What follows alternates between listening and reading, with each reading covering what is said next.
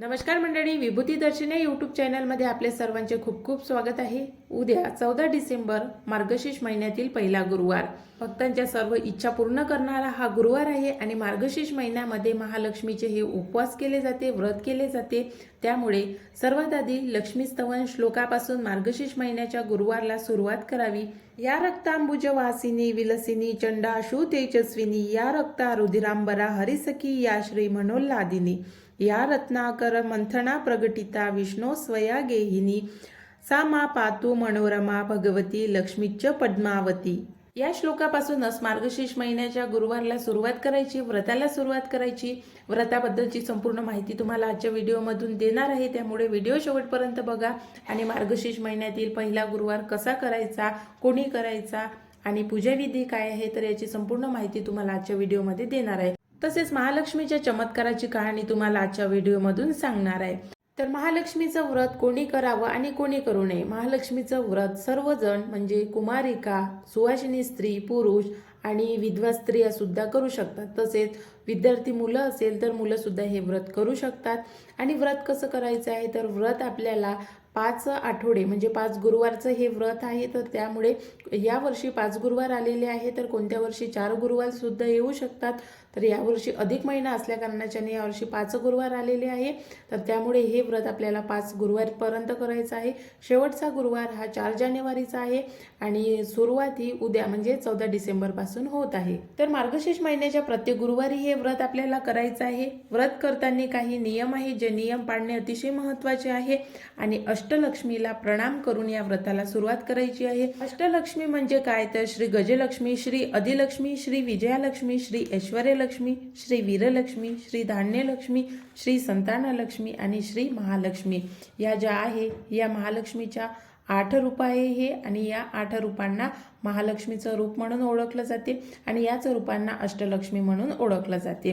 तर या 8 रूपांचं आपल्याला पूजन करायचं आहे, ते म्हणजे महालक्ष्मीचं। हे पूजन मार्गशीर्ष महिन्यामध्ये होते आणि प्रत्येक गुरुवारी होते। तर त्यामुळे तुम्ही जर हे गुरुवार पहिल्यांदा करत असाल तर आधी नियम समजून घेणे। मार्गशीर्ष महिन्याची जी व्रतपुस्तिका येते त्या पुस्तिकेमध्ये संपूर्ण नियम सांगितलेले आहे आणि तसेच आपल्या चॅनलवरती मार्गशीर्ष महिन्याचे जे नियम आहेत व्रताचे त्याचा व्हिडिओ सुद्धा मी टाकलेला आहे, जर तुम्ही बघितला नसेल तर नक्की जाऊन बघा।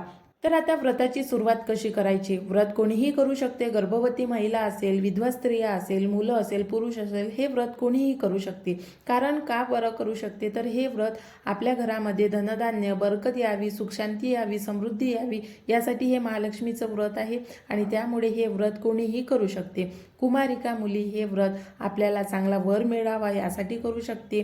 मुलं सुद्धा आपल्याला नोकरी मिळावी, चांगली पत्नी मिळावी यासाठी हे व्रत करू शकते। ज्यांना संतान नाही आहे त्या स्त्रिया सुद्धा हे व्रत करा, तुम्हाला नक्की त्याचा जास्त चांगला फायदा होईल आणि संतान लक्ष्मी मातेचे तुम्ही जास्तीत जास्त नामस्मरण करा आणि संतान लक्ष्मी मातेबद्दल मी एक व्हिडिओ टाकेल, तर तो व्हिडिओ तुम्ही नक्की बघा। तर अशा पद्धतीने हे व्रत कोणीही करू शकते आणि आपल्या संपूर्ण मनोकामना इच्छापूर्तीसाठी हे व्रत असते। तर त्यामुळे हे व्रत प्रत्येकाने अवश्य करावे। आणि हे व्रत कसं करायचं तर सकाळी गुरुवारी सकाळी स्नानादी होऊन आपण ही पूजा मांडू शकता, किंवा मग तुम्हाला जर सकाळी ही पूजा मांडणे शक्य नसेल तर मग संध्याकाळच्या वेळी सुद्धा हे पूजा तुम्ही मांडू शकता। पूजा कशी मांडायची आहे तर ज्याप्रमाणे आपण दिवाळीची पूजा मांडतो त्याचप्रमाणे आपल्याला ही महालक्ष्मीच्या व्रताची पूजा सुद्धा मांडायची आहे। त्यामुळे हे पूजन जिथे आपण करणार आहे ती जागा स्वच्छ असावी आणि मोकळी असावी। त्यासोबतच ती जागा अशी असावी की जिथे कोणीही आपल्याला पूजन करते वेळी त्रास देणार नाही किंवा इतर लोकांचा आपल्याला त्रास होणार नाही, अशी जागा निवडून घ्यावी आणि त्याच ठिकाणी प्रत्येक गुरुवारी ही पूजा मांडावी। पूजा कशी मांडावी तर चौरंग घ्यावा, चौरंगाभोवती छानशी छोटीशी रांगोळी काढावी आणि चौरंगावर लाल कपडा टाकून त्यावर तांदळाने अष्टकमल काढावं आणि तुम्हाला जर जमत असेल तर महालक्ष्मीची प्रतिमा सुद्धा तुम्ही तयार करू शकता। त्यानंतर एक कलश घ्यावा, त्या कलशामध्ये स्वच्छ पाणी घ्यावं, गुलाबजल टाकावं पाण्यामध्ये, दुर्वा, सुपारी आणि एक शिक्का। त्यानंतर या कलशाच्या मुखावर विड्याची किंवा आंब्याची पाने ठेवावी आणि त्यावर एक नारळ ठेवावं। हे नारळ काय तर हे नारळ महालक्ष्मीचं रूप किंवा महालक्ष्मीचं प्रतीक म्हणून याचं पूजन तुम्ही करू शकता। आणि जर तुमच्याकडे महालक्ष्मीचा फोटो किंवा मूर्ती असेल तर त्या मूर्तीचा पंचामृताने अभिषेक करून पूजनामध्ये ठेवावा आणि फोटो असेल तर स्वच्छ कापडाने पुसून तो पूजनामध्ये ठेवावा आणि त्यानंतर कलशावर स्वस्तिक काढून त्याला कलशाला हळदी कुंकू व्हावं आणि कलशावर फूल वाहून अशा प्रकारे कलश स्थापित करून घ्यावा। त्यानंतर जेही पूजा विधीचं साहित्य असेल ते पूजनामध्ये एक एक करत व्यवस्थित ठेवावं। जशी देवीची मूर्ती असेल, फोटो असेल तर तो पूजनाच्या मध्यभागी ठेवावा। कलश तुम्ही पूजनाच्या मध्यभागी सुद्धा ठेवू शकता किंवा पूजनाच्या उजव्या बाजूला ठेवू शकता। त्यानंतर पूजनामध्ये फळे ठेवावी। फळे शक्यतोवर केळीची फणी ठेवली तरी चालेल, कारण महालक्ष्मीला आंबट चिंबट चालत नाही, तर त्यामुळे पूजनामध्ये सुद्धा संत्री, मोसंबी हे जे आंबट फळे आहेत तर हे फळे ठेवू नये। ॲपल, सफरचंद आहे तो तुम्ही पूजनामध्ये ठेवू शकता, कारण सफरचंद हा आंबट नसतो, तर त्यामुळे तो पूजनामध्ये ठेवू शकता। त्यानंतर महालक्ष्मी समोर विळा ठेवायचा आहे। विळ्यामध्ये खोबरे, खारीक, बदाम आणि खडीसाखर ठेवायची आहे। आणि महालक्ष्मीला अतिशय प्रिय असणारा प्रसाद म्हणजे कोणता, तर गुळ आणि चण्याचा प्रसाद महालक्ष्मीला अतिशय प्रिय आहे, म्हणून पूजनामध्ये गुळ आणि चण्याचा प्रसाद अवश्य ठेवावा। त्यानंतर आता सर्वात महत्त्वाची गोष्ट म्हणजे महालक्ष्मीच्या पूजनामध्ये प्रत्येक गुरुवारी आपण ओटी ठेवावी का? तर तुम्हाला जर ओटी प्रत्येक गुरुवारी ठेवायची असेल तर तुम्ही ठेवू शकता, नाही तर मग शेवटच्या गुरुवारी ओटी ठेवली तरी चालेल। ज्या स्त्रिया मार्गशीर्ष महिन्यातील गुरुवारचे व्रत हे दरवर्षी करतात तर त्यांचा जो नियम असेल तर तुम्ही त्याचा नियमाने हे व्रत करावं। आणि तुम्हाला जर नवीन तुम्ही सुरुवात केली असेल या व्रताला तर मग तुमच्या इच्छेनुसार तुम्ही ओटी प्रत्येक गुरुवारी सुद्धा पूजनामध्ये ठेवू शकता आणि तीच ओटी तुम्ही शेवटच्या गुरुवारी सुद्धा ठेवू शकता। म्हणून तुम्हाला जर प्रत्येक गुरुवारी ओटी ठेवायची असेल तर तुम्ही नक्की ठेवा, आणि जर तुम्हाला ओटी ठेवायची नसेल तर मग शेवटच्या गुरुवारी अवश्य ठेवा। तर अशा पद्धतीने ही संपूर्ण पूजा मांडणी करून घ्यायची आहे। आता तुम्हाला जर ही पूजा मांडणी सकाळच्या वेळी जमत असेल तर नक्की करा आणि दिवसभर, कारण सकाळी जर आपण ही पूजा मांडून ठेवली तर दिवसभर ही पूजा आपल्या घरामध्ये राहते आणि संध्याकाळच्या वेळी जर मांडली फक्त पूजा अर्ध्या दिवसापर्यंत आपल्या घरामध्ये राहील। त्यामुळे पूजा तुम्ही सकाळी मांडा आणि त्याच पूजेचं तुम्ही संध्याकाळी सुद्धा पूजन करा। तुम्हाला जर सकाळी कथा वाचन किंवा आरती म्हणणे किंवा मंत्रजाप करणे जमत नसेल तर तुम्ही पूजा मांडून ठेवा सकाळी आणि संध्याकाळच्या वेळी आरती म्हणा, कथा वाचन करा आणि मंत्रजाप करा। कारण सकाळी खूप घाई असते, स्त्रियांना खूप घाई असते, मुलीसुद्धा कॉलेजमध्ये जातात, मुलंसुद्धा जातात किंवा पुरुष लोकसुद्धा आपल्या कामावर जातात, तर त्यामुळे हे पूजा तुम्ही सकाळी मांडावी आणि पूजन मात्र या विधिवत पूजन मात्र संध्याकाळच्या वेळी केलं तरी चालेल। उपवासाचे काही नियम आहे, व्रताचे काही नियम आहे। व्रत हे दिवसभर करावं, निर्जल होत असेल तर तुमच्याच्याने अवश्य करा। त्यानंतर दिवसभर उपवाशी राहून आपल्याला संध्याकाळच्या वेळी महालक्ष्मीला नैवेद्य दाखवल्यानंतर हे व्रत सोडायचं आहे। नैवेद्य कधी दाखवायचं आहे तर नैवेद्य 7-7:30च्या अगोदर दाखवायचं आहे आणि त्याच कालावधीमध्ये आपल्याला सुद्धा आपला उपवास सोडायचा आहे। त्यानंतरचा सर्वात महत्त्वाचा नियम म्हणजे व्रत करताना व्रतामध्ये अजिबात कोणत्याही प्रकारचा खंड पडू देऊ नये आणि जर तुमच्यावर अशी आकस्मिक परिस्थिती जर येत असेल तर मग कुटुंबातील किंवा तुमच्या आजूबाजूला जेही व्यक्ती असेल जे पूजनाबद्दल थोडीशी माहिती जाणणारी असेल तर त्या व्यक्तीच्या हातून या व्रताची पूजा मांडणी करून घ्यावी, पण व्रतामध्ये कोणत्याही प्रकारचा खंड पडू देऊ नये। तसेच आंबट चिंबट पदार्थ अजिबात खाऊ नये। 1 महिनाभर आंबट चिंबट पदार्थ तुम्हाला वर्ज्य करावे लागेल।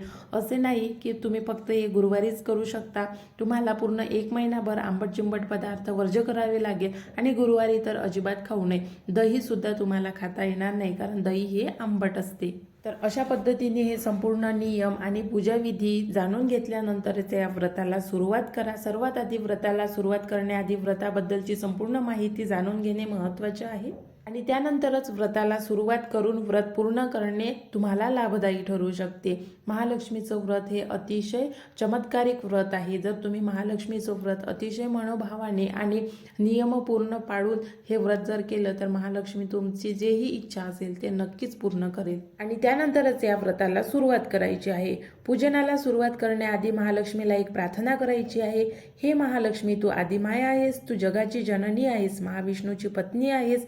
हे लक्ष्मी, साऱ्या जगात तुझा निवास आहे। तू जर प्रसन्न झालीस तर माझ्या सुखाला पार नाही। हे महालक्ष्मी, तू मला प्रसन्न हो, माझ्यावर दया कर, मला चांगली बुद्धी दे, चांगले आरोग्य दे, माझ्या हातातून नेहमी सत्कर्म घडू दे, माझ्या कुटुंबातील सर्वांना सुखी कर। मी अनंत अपराधी आहे, माझ्या चुकांना तू क्षमा कर। मी तुला शरण आलेली आहे, म्हणून मला तार। आणि महालक्ष्मीला साष्टांग नमस्कार करावा आणि आपल्या चुकांविषयी महालक्ष्मीला आधी क्षमा मागावी। अशा पद्धतीने देवीला आधी प्रार्थना करावी आणि त्यानंतर पूजनाला सुरुवात करावी। तर पूजनाची संपूर्ण पूजाविधी मी तुम्हाला सांगितलेली आहे। पूजन मांडून झाल्यानंतर सर्वात आधी देवीला हळद कुंकू वाहून जेही तुमची इच्छा असेल तर ती व्यक्त करावी। त्यानंतर महालक्ष्मीला जी फुले प्रिय आहेत ती फुले अवश्य अर्पण करावी। त्यानंतर महालक्ष्मीची कथा, आरती आणि मंत्रजाप हे जे आहे हे तुम्ही कोणत्याही वेळे म्हणजे सकाळी किंवा संध्याकाळच्या वेळी करू शकता। तर अशा पद्धतीने संपूर्ण पूजाविधी तुम्हाला गुरुवारची करायची आहे आणि प्रत्येक 5 गुरुवारी ही पूजाविधी याच पद्धतीने करायची आहे। दुसऱ्या दिवशी ही पूजा उचलायची आहे म्हणजे उत्तर पूजा। तर कशी उचलायची आहे तर आपलं जे सर्व पूजेचं साहित्य आहे ते व्यवस्थित ज्या ज्या ठिकाणी असेल त्या त्या ठिकाणी ठेवून द्यावं आणि कलशातील पाणी, सर्वात महत्त्वाचा प्रश्न असतो की कलशातील जे पाणी आहे त्याचं काय करावं। तर कलशातील जे पाणी आहे ते तुळशीला वाहावं आणि आपल्या घरामध्ये ज्याप्रमाणे गोमूत्र शिंपडतो त्याचप्रमाणे हे पाणी शिंपडावं। तर अशा पद्धतीने उत्तर पूजा सुद्धा पूर्ण करून घ्यावी। महालक्ष्मीच्या व्रताची एक चमत्कारिक कथा आहे जी तुम्हाला मी सांगणार आहे। एक गाव असते, तिथे एक बहीण आणि एक भाऊ असतो आणि त्यांचं एक कुटुंब असते। त्या घरामध्ये एक मुलगी असते जी कमावणारी असते आणि त्या मुलीच्या भरोशावर संपूर्ण कुटुंब उदरनिर्वाह करत असतो। आई असते जी घरकाम करते, वडील असतात ते बाहेरचं काम करतात पण वडिलांच्याने जास्त काम होत नाही आणि भाऊ असतो तो छोटा असतो। मुलगी सुद्धा मोठी झालेली असते, वयात आलेली असते, तिच्या लग्नाचा विचार तिच्या आईवडिलांना येतो। ते मुलीसाठी मुलगा शोधायला सुरुवात करतात। मुलगा सुद्धा सापडतो पण मुलाकडचे जे लोक असतात त्यांना 100 ग्रॅम सोनं पाहिजे असते म्हणून ते मुलीकडे 100 ग्रॅम सोन्याची मागणी करतात। इतकं सगळं सोनं कसं द्यायचं म्हणून सर्वजण चिंतेत पडतात। आमची इतकी औकात नाही म्हणून ते सरळ मुलावाल्यांना सांगतात, पण मुलीचं लग्न चांगल्या घरामध्ये व्हावं यासाठी 100 ग्रॅम सोनं द्यायला तयार होतात। मग सोनं कसं मिळेल, सगळेजण चिंतेत राहतात। असेच काही दिवस जातात। त्यांच्या घरासमोरून एक मोटरसायकल घेऊन पोस्टमन जातो। तो पोस्टमन ज्यावेळी जातो तर त्यांच्या घरासमोर एक पुस्तिका पडते। ती पुस्तिका कोणती असते तर महालक्ष्मीच्या व्रताची ती पुस्तिका असते।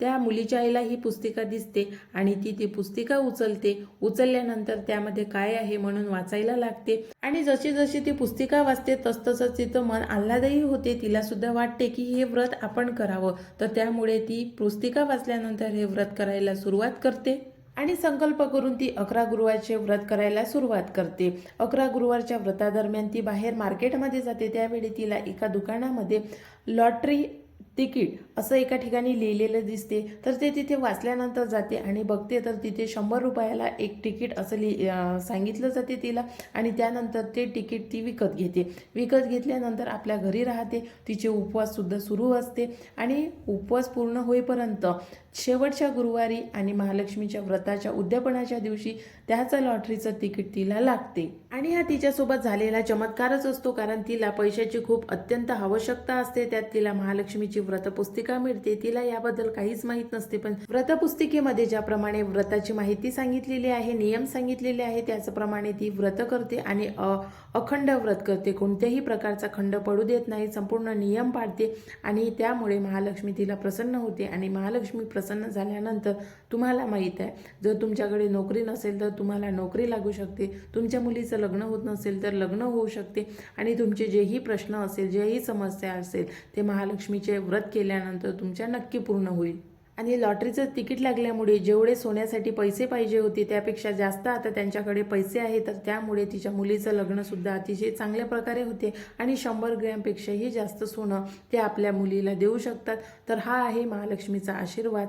तर अशा प्रकारे महालक्ष्मीचं व्रत तुम्हाला कधी कोणता चमत्कार दाखवेल सांगता येत नाही। हे व्रत अतिशय मनोभावाने करा, तुम्हाला महालक्ष्मी नक्कीच चमत्कार दाखवल्याशिवाय राहणार नाही। तर आशा करते आजचा व्हिडिओ तुम्हाला आवडला असेल।